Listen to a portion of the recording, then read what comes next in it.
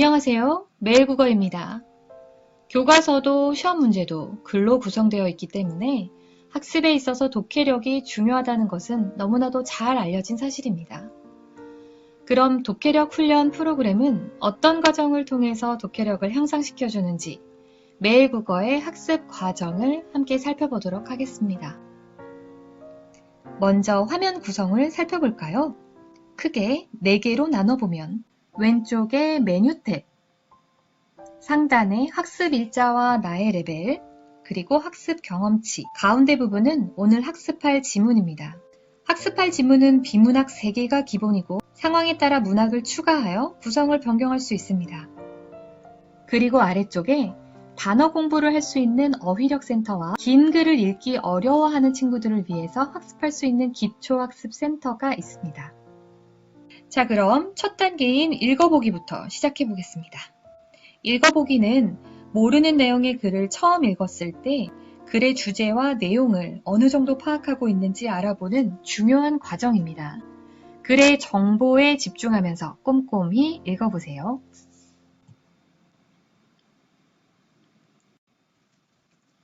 일본이 독도를 자기네 땅이라고 거짓 주장하는 강도가 갈수록 세지고 있다. 일본은 2020년부터 자기 나라 초등학교와 중학교 교과서에 독도는 일본 땅이라는 거짓 내용을 의무적으로 넣도록 했다고 2017년 3월에 발표했다.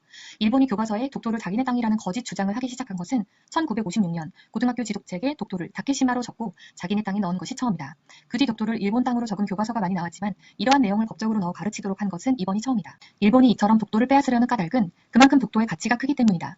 독도 주변에는 물고기 등 수산 자원이 풍부하다. 그리고 바다 밑에는 천연 자원인 메탄과 물이 높은 압력을 받아 만들어진 얼음 형태의 가스 하이드레이트가 엄청나게 많다. 원유가 매장되어 있을 가능성도 있다. 지리적으로는 동해의 항구판에 있기 때문에 기상 관측과 해양 관측에 필요한 시설을 세우기에도 알맞다. 게다가 다른 나라의 군사적 움직임을 관찰하기에도 좋다. 또한 일본이 독도를 빼앗을 경우 독도뿐만 아니라 독도를 둘러싼 바다의 12해리까지는 자기 나라의 영토처럼 주인이 될 수 있다. 그리고 사방 200해리까지의 바다는 배타적 경제 수역으로 지정되는데 그 안에 있는 바다의 모든 재원이 일본 차지가 된다. 이러한 일본의 만행에 대응해 우리는 독도가 우리 땅인 근거를 알고 국제사회에 널리 알려야 한다. 독도는 신라시대 이사부 장군이 512년에 우산국을 점령해 울릉도와 그에 딸린 독도를 우리 땅으로 만들었다. 조선시대에는 세종 때부터 독도를 관리했다. 그러다 1696년 부산의 여부 안용목이 일본에 가서 울릉도와 독도가 우리 땅임을 확인해주는 일본 정부의 공식 문서를 받아왔다. 독도 주변에서 일본 어부들이 몰래 고기를 잡는 것에 항해하려고 건너가 얻은 수학이었다. 우리나라가 독도를 실제로 지배하는 데 가장 큰 역할을 한 것은 홍순칠이었다. 울릉도에서 살던 그는 경찰서 마당에 독도를 다케시마로 쓴 팻말을 발견하고 화가 나서 독도를 지키기로 했습니다. 사람들을 모아 수비대를 만든 뒤 1956년 6월부터 3년 8개월 동안 국가의 도움 없이 독도에 침입한 일본인들과 일본 경찰에 맞서 독도를 지켰다. 자, 그럼 이제 퀴즈를 통해 글의 내용을 점검해 볼까요?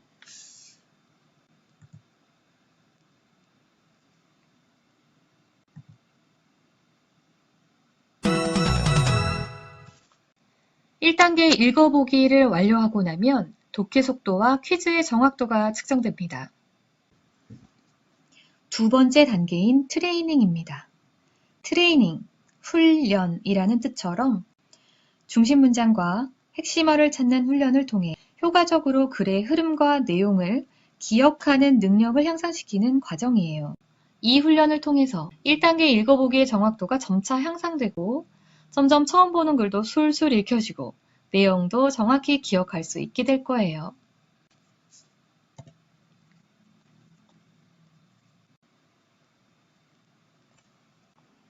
중심 내용을 담고 있는 문장을 지문에서 클릭하세요. 간혹 중심 문장이 없는 문단도 있으니 개수를 확인해 주세요.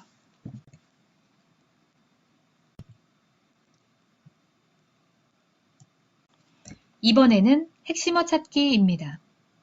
중심 문장으로 요약한 내용을 더욱 간단한 키워드만으로 내용의 흐름과 글의 구조를 기억해 보세요.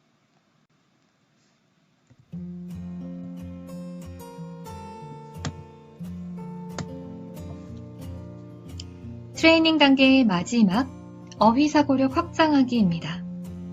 앞에 정리한 중심 문장과 핵심어로 글 전체 내용을 머릿속에 다시 한번 정리하세요. 이 훈련은 키워드를 통해 글의 전체 구조를 기억하는 능력을 향상시키고 실전 문제를 푸는 데 걸리는 시간을 단축해 줍니다.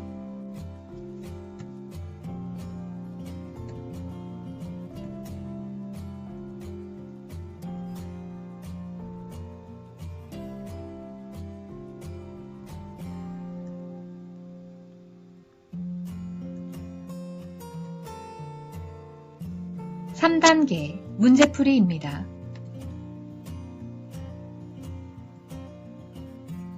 틀린 문제는 해설과 지문을 확인하고 질문이 있을 때에는 아래쪽에 질문하기 버튼을 눌러 내용을 입력하면 매일국어 선생님께서 답변을 달아주실 거예요.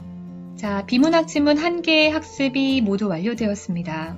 나머지 2개의 지문도 같은 방법으로 훈련해 주세요.